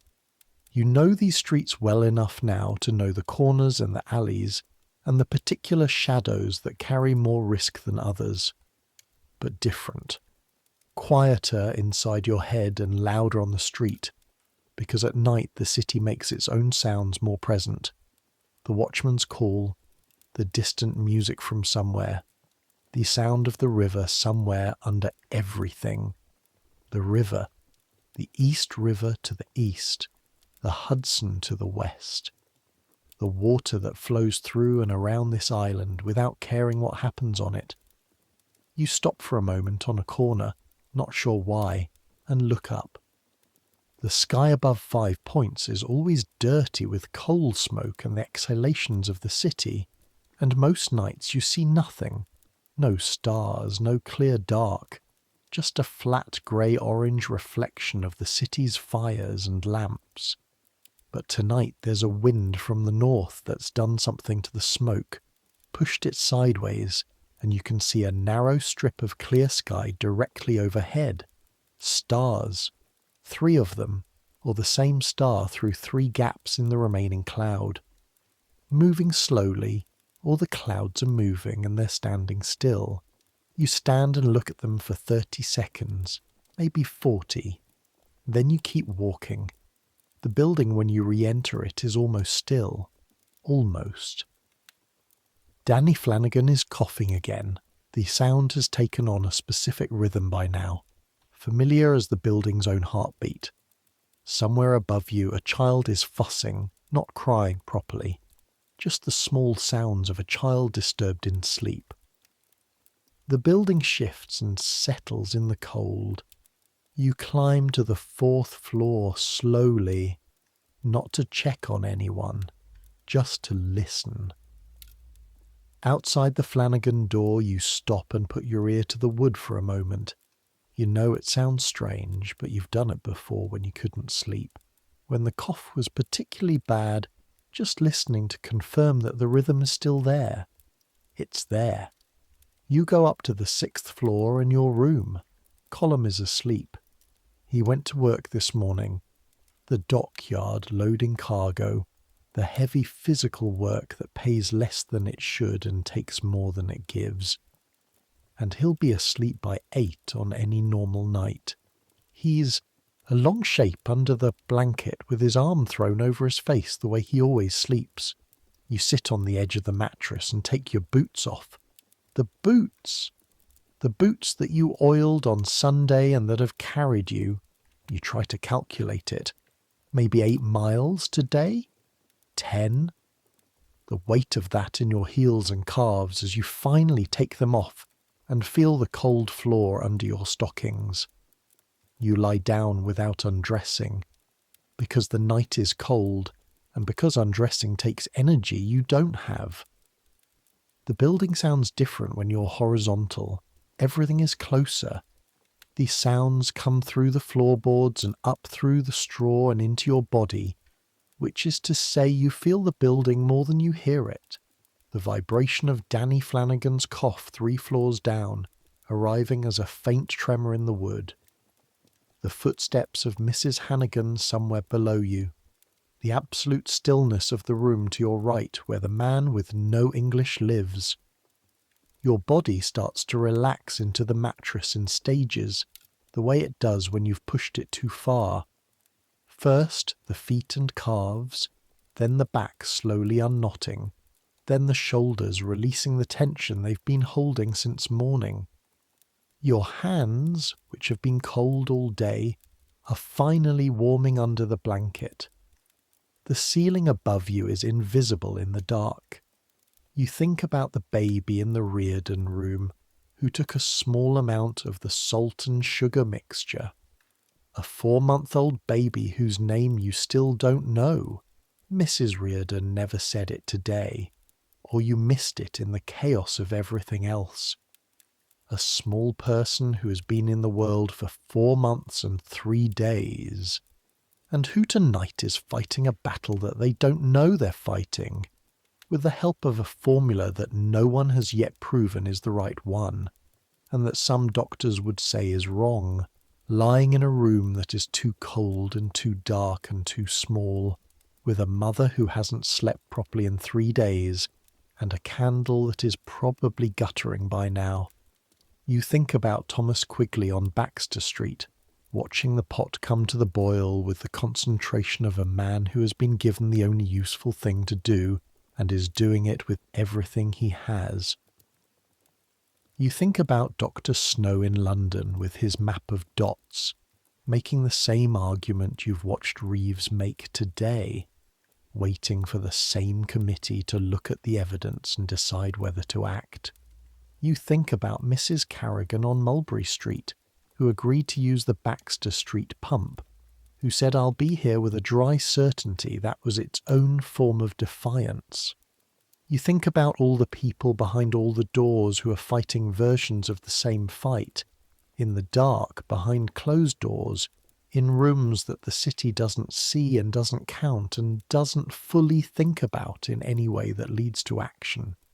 312 people in this building alone, thousands in 5 points, hundreds of thousands in this city, each of them a door, each door a room, each room a life, complete and specific and containing all the ordinary detail of a person who woke up this morning and brushed their hair and ate what they could find and went to work or didn't go to work and came back and did it again. Each of them carrying in their bodies a complete history that nobody has written down and that they themselves have trouble finding words for. In this language that is not their first language or their mother's language or the language their dreams come in, each of them a vote in some wordless election for what this place is going to be. Whether this city, this neighbourhood, this block of buildings is going to be a place where people can survive, where a baby who gets sick at 4 months old has a chance at making it to 5 months, where an old woman on Mulberry Street gets told about the Baxter Street pump in time for it to matter, where a doctor fills out 7 pages and sends them to the Board of Health and presses his lips together and keeps going. The vote is not being counted yet. It may not be counted in your lifetime. The things that will change, the germ theory, the clean water legislation, the better housing, the slowly rising average survival, they are not here yet. They are years away, decades in some cases. The machinery is starting to move invisibly in the work of people like Reeves and Snow, in the slow accumulation of evidence that is already in existence but hasn't yet tipped the scales. You are in the moment before that. You are in the room before the light comes on. You're living in the gap, and tomorrow you'll get up before dawn and go back to it. The cough from Danny Flanagan's room shifts, settles, slows. In the Reardon room, somewhere below you, the baby is quiet. Mrs. Hannigan, if you know her at all, and you do, is sitting awake in that room with her candle, knitting or praying or just sitting, as long as she needs to. The city outside makes its night sounds. The watchman's call at the hour. A horse somewhere. The clip of hooves going brisk and purposeful in a direction you can't determine. The cold is in the walls and in the floors and in the October air that comes through every gap in every window in this building, and it is not going to be fought tonight. Not by any amount of blanket. You pull the blanket tighter anyway. You are warm enough. You're not comfortable. You're not safe. Not with the certainty that word requires. Not in a building where the water supply has been poisoned, and 23 people are sick, and the Board of Health has a report on a desk that hasn't been read yet. You are not safe in that complete way, but you are as safe as it gets, here, tonight. You have a roof, you have a blanket, you have Column breathing steady beside you and the building around you, and the knowledge that what you did today was the right thing to do, or as close to right as you could manage with what you had. That is enough. For tonight, it is enough. Your thoughts begin to slow, the way thoughts do when the body has finally decided, when the tiredness that has been accumulating since 5 a.m. settles in like a season. You are Seamus Callahan of County Cork. You're 21 years old, and you came here with nothing, and you are building something slowly, one day at a time, one knocked door at a time, one cup of salt and sugar water at a time, one piece of evidence in a notebook at a time. The work is slow. The work is always slow. The gap between knowing and changing is measured not in days but in years, in the grinding patient accumulation of cases and reports and slowly shifting professional consensus. But the work is real. Every person who didn't use the Orange Street pump today because you told them about Baxter Street, that's real. Every cup of boiled water that a baby in a cold room managed to keep down, that's real. Every note in Reeves's notebook and every door you knocked on and every family that looked at you with the face of someone who needed someone to come, and you came, that's real. The city will not remember you. The history books won't. You will not be the man who solved the cholera problem, or the germ theory, or the tenement question. Those answers belong to other people and other decades. You are one person in one building in one neighbourhood of one city in 1 year, doing the small work that the small moment makes possible. That is enough. It is, in fact, everything. The sounds fade, or you stop hearing them. The boundary is hard to locate, the line between listening and sleeping, between the cough and the silence, between the world and the place where the world stops. Colum turns in his sleep. The straw shifts. Somewhere a church bell marks the hour. You're too far under to count the strokes. 2, maybe, or 3. Centuries will pass. The building on Orange Street won't last them all. It will come down in the 1880s when the neighbourhood is half demolished in the drive to clean up 5 Points, a project that will scatter the poor rather than help them, that will knock down the buildings and build a courthouse in their place, and that will receive much official praise. The pump will be capped, not tomorrow, and not because of Reeves's report. The Board of Health will study the matter, but it will be capped. Eventually. The germ theory will come, and with it the understanding of what was in the water, and with that understanding the beginning, slow and contested and never complete, of the project of making the city's water safe. It will take longer than it should. It always takes longer than it should. But the baby in the Reardon room will live. She will grow up, this unnamed baby, and her name, you learn it a week later when the worst has passed, is Mary Brigid, after her grandmother and after the saint. She will live to be 63 years old. She will have 4 children of her own, in a different building, in a different decade, when things are slightly but measurably better than they were. Danny Flanagan will be sick for a long time. He'll fight the consumption for 6 more years, through 2 different buildings and 1 winter in which things become very close, and then he will one day begin to be better, slowly, the way you never quite understand, in the way the body sometimes finds a way back from something it was losing. The pump on Orange Street will be used for 11 more days before it's finally shut down.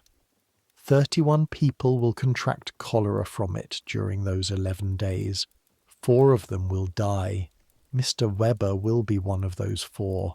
Reeves will write about this in his notebook in the private record he keeps.